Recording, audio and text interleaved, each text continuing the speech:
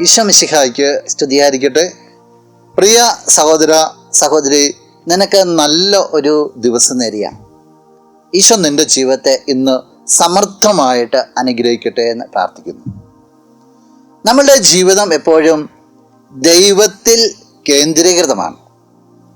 ദൈവത്തിൽ നമ്മൾ കാണുന്ന സവിശേഷതകളൊക്കെ നമ്മുടെ ജീവിതത്തിലേക്ക് ഒപ്പിയെടുക്കുക എന്നുള്ളതാണ് നമ്മുടെ ജീവിതത്തിൽ നമ്മൾ ശ്രദ്ധിക്കേണ്ട കാര്യം.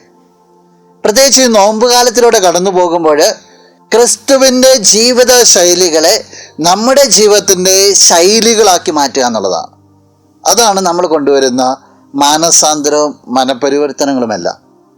വിശുദ്ധ ലൂക്കാ അറിയിച്ച സുവിശേഷം 6-ാം അധ്യായം 36-ാം തിരുവചനം, നിങ്ങളുടെ പിതാവ് കരുണയുള്ളവനായിരിക്കുന്നത് പോലെ നിങ്ങളും കരുണയുള്ളവരായിരിക്കും.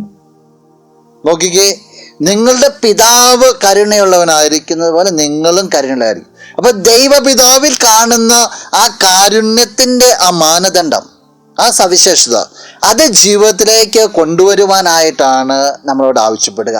അപ്പനെ കണ്ട് വളരുന്ന മക്കൾ ദൈവത്തിൻ്റെ സവിശേഷതകളെ അങ്ങനെ നമ്മൾ ജീവിതത്തിലേക്ക് ഒപ്പിയെടുക്കുക. ഒരു ക്രിസ്ത്യാനി എന്ന് പറഞ്ഞാൽ ക്രിസ്തുവിനെ ജീവിതത്തിൽ അനുഗമിക്കുന്ന വ്യക്തി എന്നുള്ളതാണ്. നിനക്കത് സാധിക്കട്ടെ. നമുക്ക് പ്രാർത്ഥിക്കാം. കണ്ണുകൾ അടച്ച് കരങ്ങൾ കൂപ്പാം. നല്ലവനായ കർത്താവേ, നിന്നെ ഞങ്ങൾ സ്തുതിക്കുന്നു, ആരാധിക്കുന്നു, മഹത്വപ്പെടുത്തുന്നു. നിന്റെ നിറ സാന്നിധ്യത്തെ നന്ദിയോടുകൂടി ഓർക്കുകയാണ്.